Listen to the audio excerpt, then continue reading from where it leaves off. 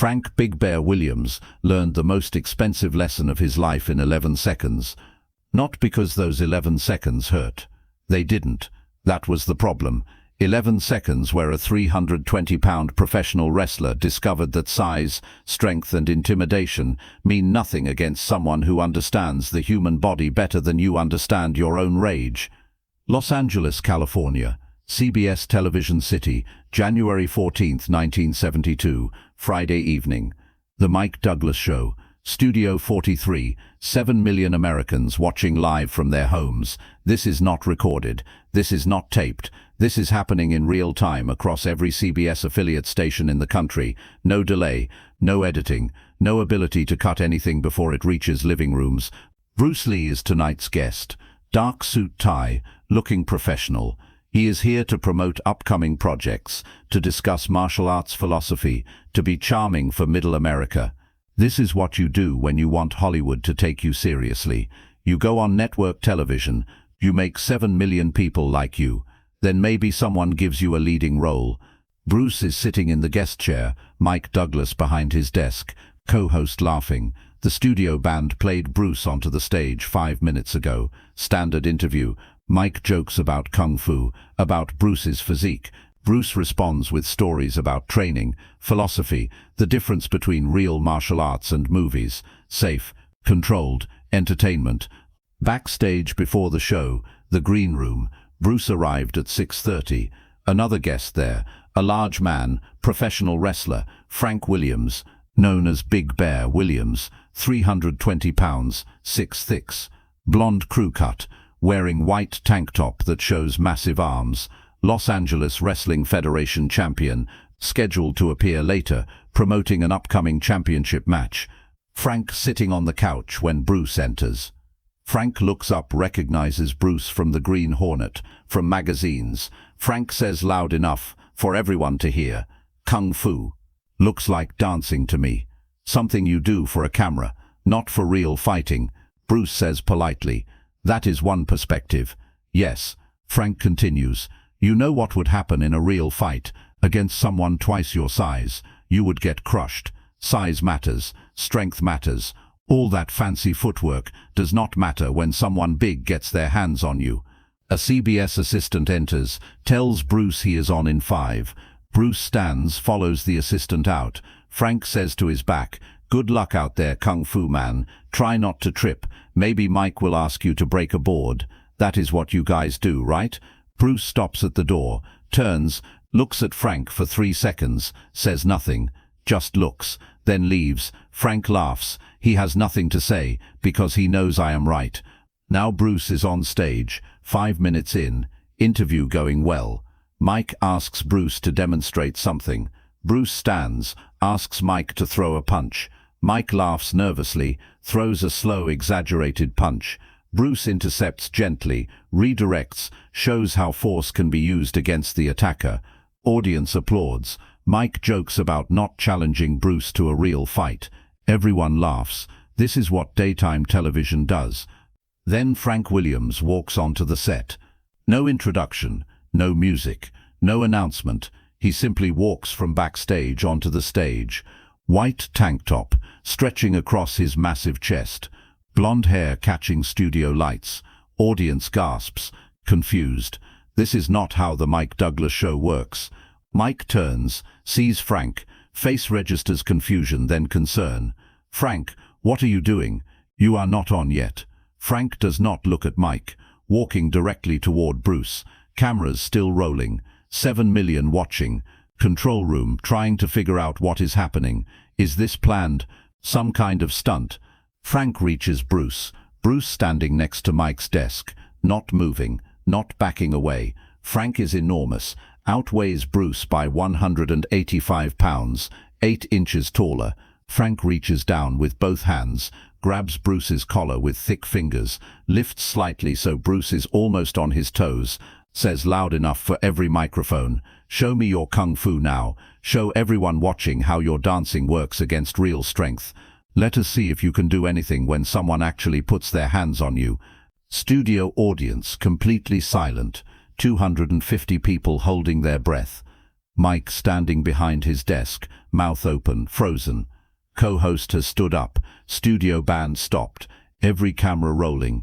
7 million people in living rooms across America watching a 320-pound professional wrestler physically grab Bruce Lee on live television. Control room director shouting into headset. Cut to commercial. Cut now.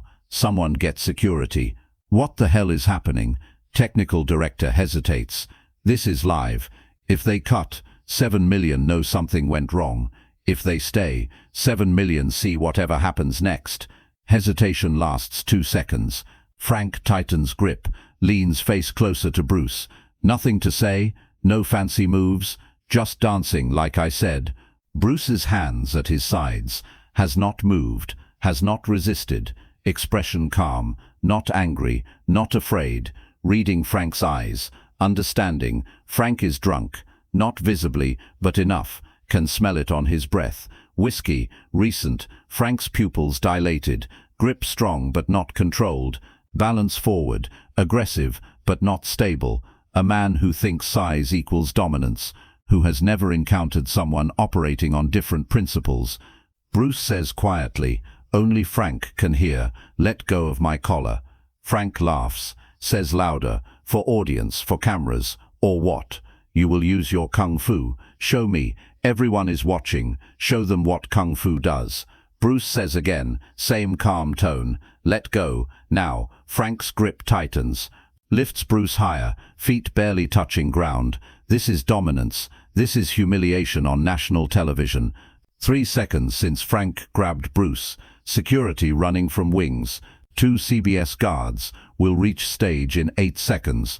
Mike has moved from behind desk, walking toward them. "Frank, come on, let him go. This is not funny." Control room director screaming, "Cut the feed. Cut it now. This is a disaster." Technical director's hand on switch has not pressed it yet, because 7 million people are watching. Bruce moves. Not a strike, not a kick. His right hand comes up, moves between Frank's arms, makes contact with Frank's inner elbow joint. Pressure, precise pressure on specific point. A nerve cluster that, when pressed correctly, causes the hand to open involuntarily. Not pain, just neurological override. Frank's right hand releases Bruce's collar. Frank looks down at his hand, confused. Did not choose to let go. Hand just opened. Bruce's left hand does same to Frank's left elbow. Same pressure, same precision. Both of Frank's massive arms now hanging at his sides. Not by choice. Nerve clusters temporarily overridden. Signals from brain reaching hands but delayed, disrupted, temporary, painless, complete. Bruce drops to flat feet, steps back 1 step. Hands return to sides. Frank standing there, arms hanging, looking at his own hands like they betrayed him, trying to lift them. They lift, slowly. Nerve response resetting takes seconds. Frank's face goes from confusion to understanding to rage. Lifts right arm, forms fist, swings at Bruce, wide, telegraphed, slow, off balance. Bruce not there, moved 6 inches left. Punch travels through empty air. Frank's momentum carries him forward. 320 pounds moving without control. Bruce's right hand touches Frank's shoulder as he passes. Not a push, not a strike, just contact, just guide.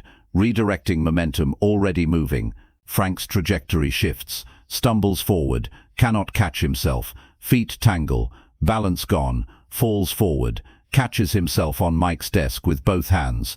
Breathing hard, leaning on desk, trying to understand what just happened. 11 seconds since Frank grabbed Bruce's collar. CBS technical director presses button. Live feed cuts. 7 million screens go black for half a second, then cut to commercial. Ford advertisement. Cheerful music. Family at beach. In living rooms everywhere. People staring at TVs. Confused. Shocked. Trying to process. Some think technical difficulties, some think planned, some know exactly what they saw. Professional wrestler attacking a guest and getting neutralized in 11 seconds without Bruce throwing a punch. On stage, security reaches Frank. 2 guards grab his arms, pull him toward wings. Frank not resisting, still catching breath, still leaning on desk. Mike standing next to Bruce. hand on shoulder. "Are you okay? Are you hurt?" Bruce says calmly, "I am fine." Mic to audience, voice shaking. "Ladies and gentlemen, we are going to take a quick break. We will be right back." Stage manager making cutting motions. Audience talking, buzzing, asking each other what just happened. Backstage, Frank escorted to production office. Security stays with him. CBS executive arrives within 3 minutes. Furious. "What the hell were you thinking? You assaulted a guest on live television. 7 million people watching. Do you understand the liability, the lawsuits?" Frank, still breathing hard. "He started it. He disrespected wrestling. Executive, we have it on tape. You walked onto set unannounced. You grabbed him. You assaulted him." Frank silent. Executive, "You are done. Not just on this show. Done everywhere. CBS will never book you. And I am calling every wrestling promoter, every venue, every contact I have." In Mike's dressing room, Bruce on couch, Mike there. Co-host, CBS producer. Mike, "Bruce, I am so sorry. That should never have happened. We had no idea." Bruce, "It is not your fault. He was drunk. He made a choice." Mike, "What you did, how you handled that. I have never seen anything like it. You did not hurt him. You just stopped him." Bruce, "Hurting him would not have helped. Would have just created more problems." Producer, "We cut the feed as fast as we could, but 11 seconds went out live. We cannot control what people saw." Bruce nods. "People saw what happened. That is enough." Show resumes after 5-minute commercial break. Mike comes back, says there was a brief technical difficulty, apologizes to viewers, continues with next segment.